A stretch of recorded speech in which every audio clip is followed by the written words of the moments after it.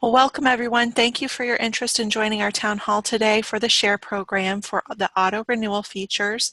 Today we're going to be discussing the pros and cons of the auto renewal option in Polaris, and so I'm so glad that you're all here to join us and maybe discuss it a little bit further.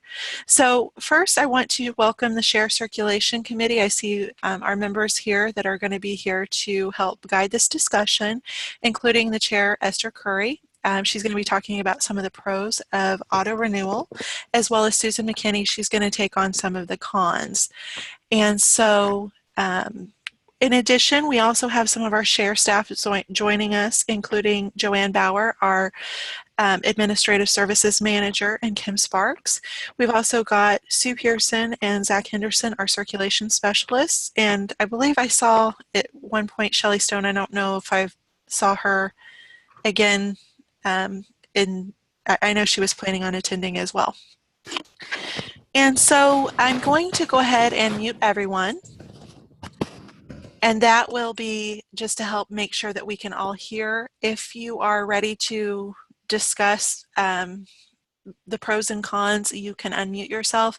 But I do ask that you keep your mic or your computer muted just until you're ready to speak to make sure we're not getting any feedback. We are going to start again with the pros and cons like I had mentioned, and then we are going to open it up just for some conversation, and we'll be taking your comments to discuss further at our next Circulation and Resource Sharing Committee. So with that, I would like to again welcome the SHARE Circulation and Resource Sharing Committee and welcome all of you to this discussion. I'd like to go ahead and start with just about the topic. So what is auto renewal? Auto renewal is an option that customers could have their materials that are still out renewed automatically once the items become due. And so with that, it's an excellent customer service feature, and so several libraries have been asking if we would consider it. So it's eligible items, and so that's really important, that eligibility is the key. So the items must have additional renewals and no holds. So if a hold is pending for the title, the renewal will not go through. So let's say that there are 100 copies out there and there is one hold. Even though there are still plenty of copies, that's going to make the hold not go through. If your customer has any blocks that would prevent a renewal manually, it's also going to prevent an automatic renewal. So if there's a patron block, if the item is overdue for any reason, if there is a block for that their card has expired, those are all going to prevent the renewal from taking place. So that could be challenging. Also, existing overdue items, like I had mentioned, will not renew. So let's say that the hold didn't go through, then it became overdue, and then the renewal would have to be manually placed. Ebooks are not eligible for auto renewal. That's a completely different system, and so that's something to be aware of. And then other special item categories like hourly loans, course reserves, different types of ephemeral items, they're also not going to auto-renew. Those are going to be a special classification. So with that being said, I'd like to go ahead and turn it over to Esther Curry to talk about some of the pros of auto-renewals and why so many libraries have asked about that. And so with that, Esther, if you'd like to take it away. Well, I'm glad to see so many people attending today and showing interest in this.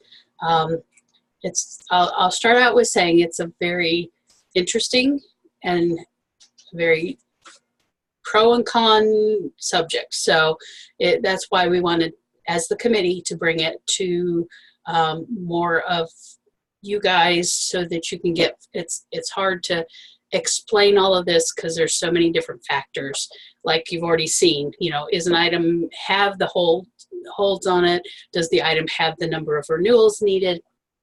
But these are just some general, I'm going to talk about some of the general pros, and we'll then talk about the cons in a second. As stated before, the biggest pro is customer service. You have customers that, you know, they don't have to log into their account, they don't have to call you, they don't have to, you know, keep track of when's my book due. It just takes care of the renews. and they are able to have it for a longer time if they need it. They lose track of time, all of that. Less fines because they don't go, oh, that was due 3 days ago, and now I renew it. Now I have fines, and then also it decreases some staff time because they're not making the phone calls to do the renewals, or having to run as many overdues and that sort of thing. And also keeps items out longer, may increase your circulation. I know for my library, it'd give me more room on the shelves, having those items out and circulating. So, and I'm sure there's some more, but that's probably about covers the majority of it for now.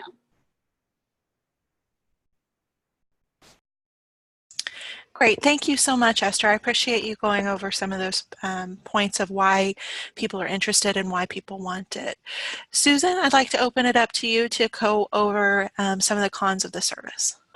Hello, everyone. I get to be the person bringing up the negatives because we have to think about the negatives when we're talking about stuff. We can't just look at the positives. So one of the biggest ones will be customer complaints. You're going to be dealing with increased possible staff intervention because customers are going to believe that there are things automatically renewed when they did not for the various reasons that Cassandra mentioned, otherwise they wouldn't. Confusion for customers due to different lending libraries. Remember, the renewals and the auto renewals will be based off of the lending library's policies, not your own policies. So say Library A only allows 2 renewals, but Library B offers 3 renewals, and Library B's patron thinks it's auto renewing, but she's out of renewals. So you will, again, be dealing with more customers not understanding why things did not renew when they should have. Customers will not receive printed renewal notices. They're not going to know that they have things that are coming up for renewal. They will not understand that their things are overdue. In order for the notifications to work, libraries need to use the almost overdue notices, and I don't know if all libraries use that or not, but that would be something. And then patrons could opt out, which means patrons have opted out of the notices, and then they're not getting the notifications. Items may not come back as quickly for the browsing customers, and customers could take longer to realize an item is lost. If it's auto-renewing, and like my library has 3 renewals, so it auto-renews 3 times, that's now 9 weeks, and then all of a sudden the patron gets the billing notice, and they're like, well, wait, I don't have that book. I don't know what happened to that book. It's now 9 weeks past when we might have been able to start initially looking for the book or figuring out what happened to the book. So those are some of the cons that we have come up with, and there may be others that the membership think of that we did not.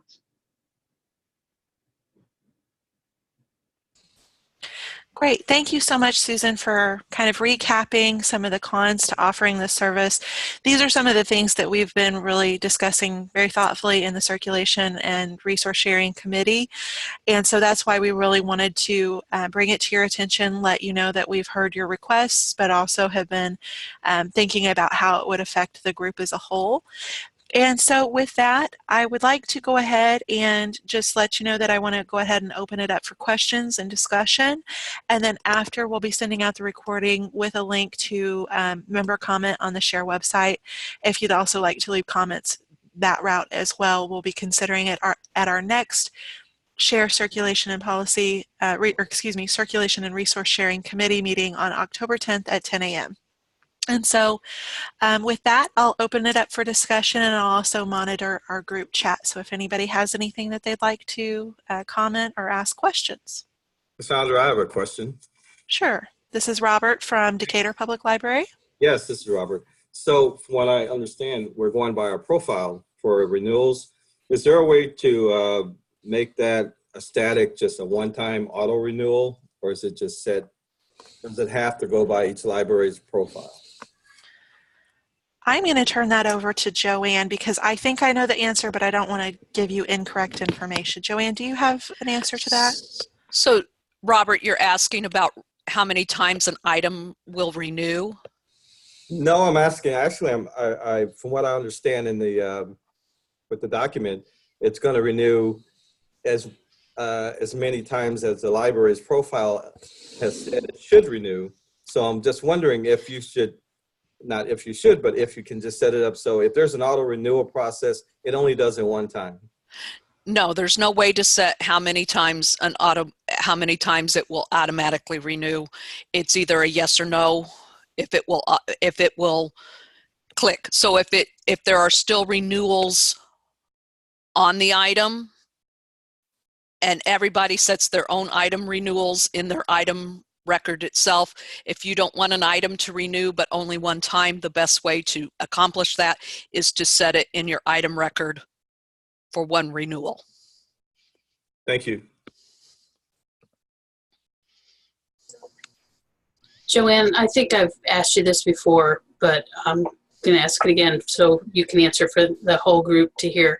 On the almost overdue, does that, because I know that's something we don't use, so I'm not as familiar with it, does that tell the patron how many renewals are available, or if it's not available to renew? Or is it just say your book is coming due on X date? It says that your book is coming due on X date right now, because that's or it'll say this book is coming due shortly. I don't get many auto renewals myself, so I'm not sure of the exact language. And something else, if people are logging in to look, they can look on their account, and that can be confusing to a patron because it'll say it has 2 renewals left, but because there's a hold, it actually doesn't change that to 0. It says there's 2 renewals, but when the patron tries to renew, it doesn't renew, and then the patron's calling me going, why didn't it renew? If they're trying to do it through their account. So we have 2 comments in the group chat that there is no email text communication about things renewing or not renewing available. Communication preference is set when a card is made, and that's a good point. It will not, it will communicate that the item has renewed if you have that preference set up for email notifications, but if it will not be a printed notification. So if that's the only option you're using, that is certainly a concern, because people will not get that notice with a new receipt with a new due date. Tina also asks, curious if you've spoken to any library consortia that use this feature and what their experiences have been. When we were at IUG, this was a very hot topic this year, and the consensus seems to be that it works really, really well with library systems that have standardized loan periods, or like, for instance, a city library that they all follow the same policies. It becomes much, much more complicated when you have different loan periods, different renewal policies, and items coming in from different places. So that it's incredibly popular, but it's still incredibly challenging for the way that our system is set up. For Joanne and Shelley, when you were at IUG, did you guys get any feedback from some of the other consortia? Not whenever I was at IUG, but I have called, because this has been a question for a couple, almost a year now. And I check our online forum and places like that. And that's the one that they point out all the if, ands, or buts. And there's a couple of libraries, consortiums that are very much set up like us, that have a lot of different, everybody does their own thing. And they've opted what they told me, because I contacted them individually via email, and they said that they just don't know of a way that if they should be setting it up or not. They were in the same boat as we were, and one library just ended up saying she's come to the conclusion it's best not to, but that's their decision. That's just what she said. So one person says the almost due notice is due showing the remaining number of renewals. That is correct. It doesn't necessarily show if the items are eligible for automatic renewal. Tina Hubert says, are we any closer to having more standardized loan periods? We have made a step forward in the sense that the share staff are going to be working on an opt-in for common loan periods, but it's not going to be mandated because there is such a sense of autonomy for libraries, and that's something that we can always continue to have that discussion. Gary at Warden Public Library District asks, would a patron have to ask for this service or would it automatically apply to all patrons? Gary, it would if we turned the feature on, it would automatically apply to all patrons, and it would, after having discussions in the committee, if we did it, it's going to be all or nothing. All of the libraries would have to have it turned on or they'd all have to have it turned off. And included with that, we'd also make the decision based on library type. So school libraries will decide whether to have it on or off. Publics, specials, it won't be everybody, but within each type of library, the decision will be made. Right, but it will not, we can't have individual libraries that want to turn it on. It'll have to be all or nothing to some degree. And like the Esther reason, mentioned. yeah, and the reason for doing that is because it does follow the loaning libraries policy. So if you get something from a loaning library that has not have it turned on, it won't auto-renew. So, so that adds just even another layer of confusion to it. So that's why the all or nothing sort of thing, because it bases on the loaning libraries policy. And so that's an unknown factor when you're interlibrary loaning. So. Right. So Sarah has another question. Can patrons choose to opt out? This is another one I think that I know the answer, which is no. Joanne, can you confirm that? You would be correct, Cassandra. Thank you. Cassandra, this is Robert. Go ahead, Robert. I guess I have a question. It has more to do with the committee who's been working with this. Do you feel that if this is implemented, that it will lower the loan periods? I mean, the libraries will say, hey, maybe I want to, instead of offering 2 renewals now, we're just going to offer 1 renewal, or because what it does take away a little bit of the control from the libraries, as far as being able to say when, having that customer interaction, I guess, because basically now they can do it on their own. I've not heard that, but that's certainly a possibility that for those that maybe if we do decide to turn on the feature, and libraries that did not want this feature, that they might choose to do that. I don't know. It's not come up in the committee though, that unless I'm misremembering, I don't think that that's come up in the committee as a possibility. No, I don't think that has. And as far as taking it out of staff control, I mean, it's really not that big of a difference between patrons logging into their accounts online and renewing things themselves. So, I see where you're coming from, Robert, but I don't think that was ever a discussion because there's not that much differentiation in that step of the process. Okay, and so we've got some other questions coming in on the chat. Would using e-receipts combined with almost due notices mitigate some of the cons? Yes, I think that is certainly true. We could certainly also discuss mandating that libraries turn on their notifications for email, but it's still going to be, the data is only as good as the library that's inputting it, that if you don't collect that data, then obviously it's not going to work.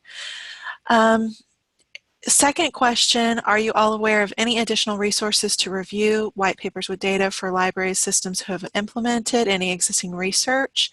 I don't know that we have any research, but I did look at some of the FAQs from other library systems, but again, they were from systems that had common loan periods. So they had some really great FAQs, and explaining it to their customers, which I think that was really important to make that work. I think that if we do decide to move forward, that's something that we would certainly have to implement on our end here at Share as well, to make sure customers understood how it works, to have resources available for our frontline Share library staff to explain it, especially if there's a situation where something didn't renew as expected. Jenna asks, do you know if other consortium, big or small, in the United States offer their service to patrons? Yes, they certainly do. We have other consortiums that do it, and other libraries that are city or county systems that offer it, and it's, from a patron standpoint, it's incredibly popular. Sarah asks, this might be an obvious question, but libraries can have certain collections that are non-renewable. Yes, you certainly can. Any type of special collection could be made so it's not on that auto renewal schedule. Hi, Sarah, on that, you would just set for 0 renewals on the item record.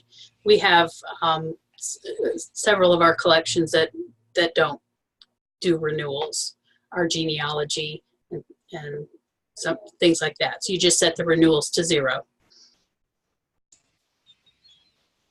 And I think somebody else had a question. Hi, this is Donna Shaw with Argenta Oriana. I am a little concerned about auto renewals in the point of circulation statistics.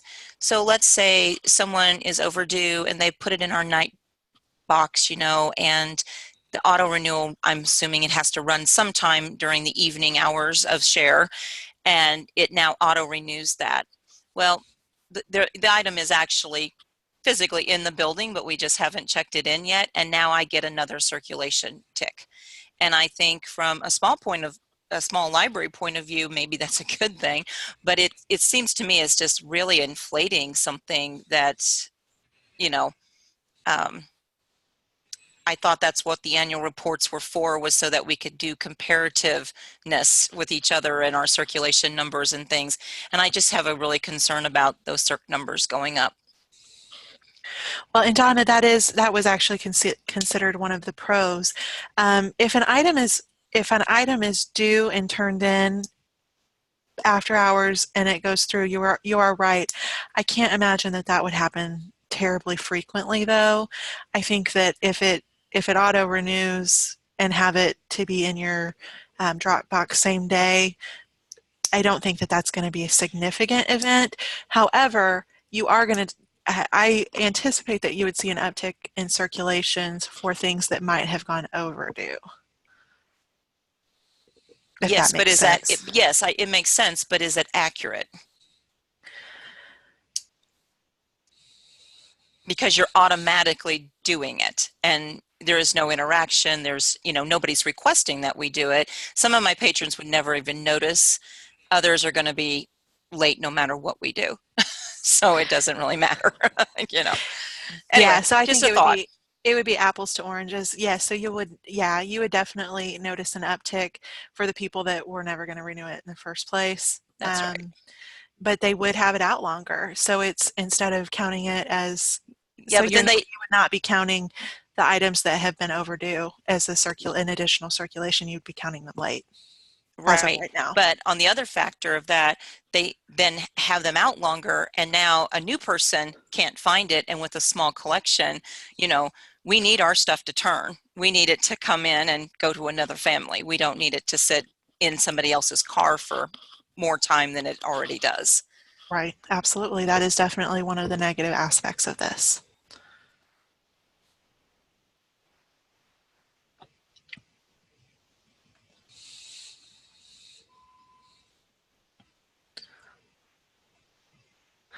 So I see another question coming in through the chat. We used to do an offline version of auto renewal before we went online. The result was patrons basically stopped paying attention to due dates and were upset when we contacted them about overdues. One of the best perks for us in going online was that the practice ended. Thank you so much, Teresa. I appreciate that feedback. That's helpful to know.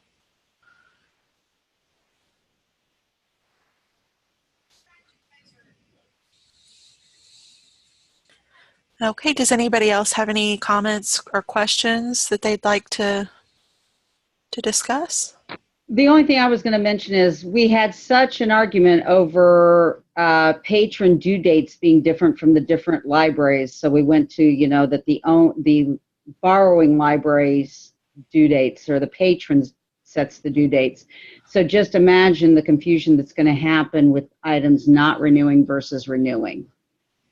So I just see an increase in phone calls and stuff is what I see as a negative. So that's just my last 2 cents worth. Okay, great. Thank you, Susan.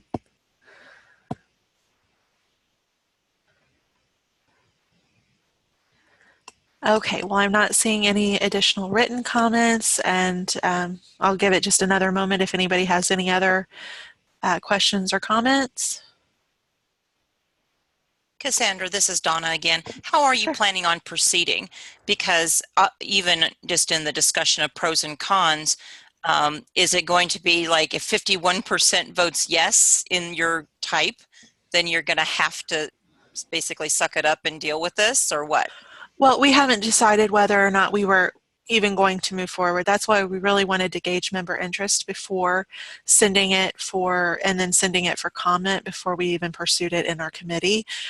So the process would be, if we do decide to move forward, if we think the interest is there, it would go back to the committee for review, then it would be sent to the executive council for review, and then it would be sent to membership for a final vote.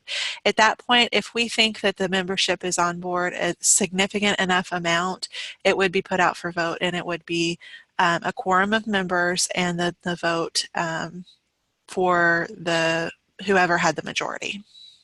And so, yes, your question is, if it moves forward to that point and the majority of members thought yes, then everyone would have to proceed forward.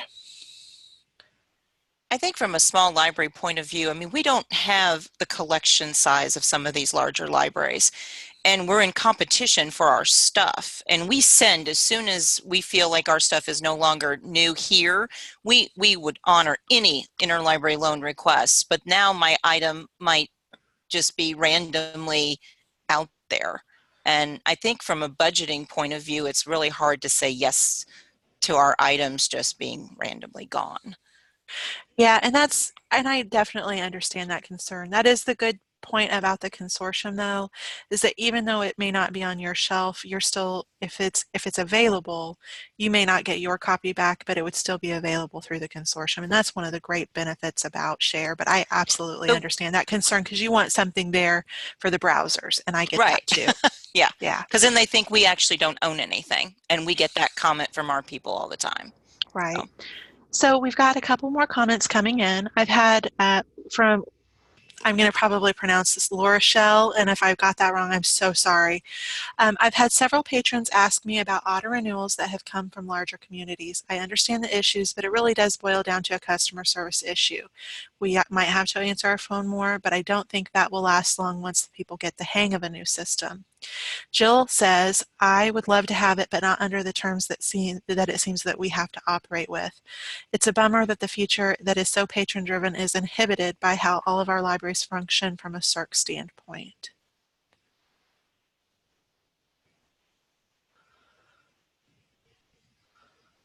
Cassandra? Yes, this is Robert at Yeah. Decatur. Yes, I have another question. Can you tell me if the committee is going to look at the algorithm for requests and see how this affects the how the algorithm, how that goes hand in hand with these requests? Because I can see the way the requests are when you send a request to a library. Now it's going to be, they may have it, as you said, for somebody said for for a few months. So has anyone looked at the algorithm and said, okay, this still works, or maybe we need to take another look at how the requests are done? I don't envision us changing any of our algorithms, Robert, and what he's referring to is how things are sent and in what order. Those are incredibly complicated to change, and Joanne can certainly speak more to that. I think that we would only look at it if it became a problem, but even then, that's not something that we really want to start digging into, because if you change one, you're changing it everywhere, and it becomes incredibly complicated. And also the renewals won't happen if an item if there's a hold. So that shouldn't affect it too much. It just depends on something auto renews. It's good for 3 weeks, and there's still another renewal. And after that first auto renewal, somebody puts a hold on it, then that may slow it down in the cycle. But for the most part, it's gonna catch those before when there's holds. So that hopefully shouldn't affect it any, but definitely something to consider, keep an eye on. And Robert, we currently stand at, and we have for about the last year, about in between 9.1 days to 11 and 11 and a half days that it takes for the majority of our holds, our requests to be filled. So we're still working that seems to be working very well, I think. And that has come down over the years. So Tracy did very well on setting those up, and it's still working. So those holds and the rounding slips are good. Thank you. Is there a way that we can only let it do the auto renewal once instead of having, if they have book has 3 renewals, can it just auto renew one time? No, that would be, it would follow your renewal policy. So your library would just have to choose to only allow the one renewal. So you'd have to change that setting.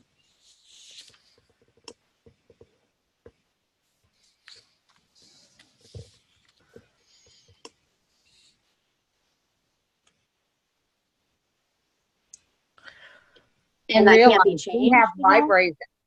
I'm sorry, this is Sorry. Susan. In real life, we have libraries out there that have no renewals on certain collections. Mm-hmm. And yes, that certainly could be changed. If you wanted to change it at the library setting and only offer one renewal for your item, that policy certainly could be changed, yes.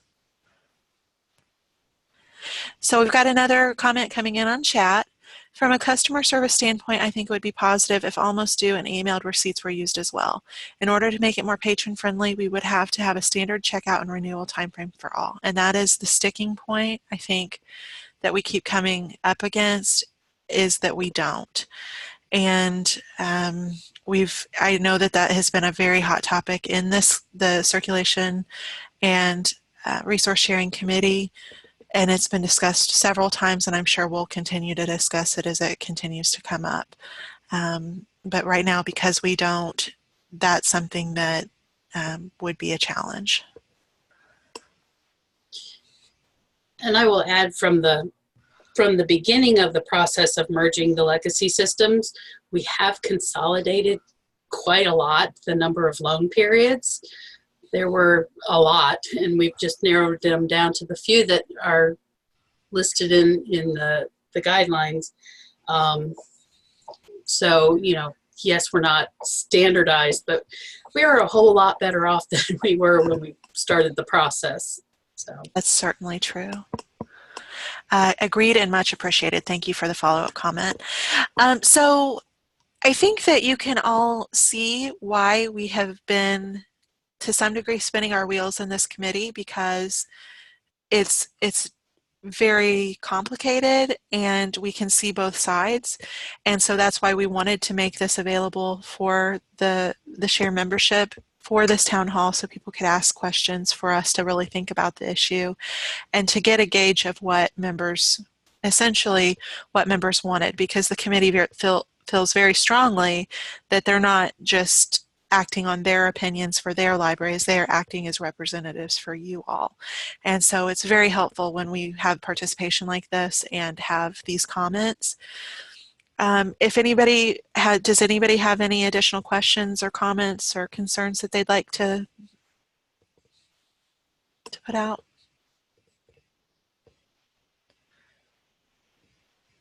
Okay, well, I think at this point we can go ahead and start to wrap up. I would like to just remind everyone this recording will be sent out next week with a link to add to member comments on the Share Governance page. We're also going to take comments from today's meeting as well, again, into our next Circulation and Resource Sharing Committee meeting on October 10th at 10 a.m., which this will certainly be, again, on the agenda. And so with that, we'll go ahead and stop the recording, and thank you all so much for your participation today, your very insightful questions. We greatly appreciate your participation. Thank you so much.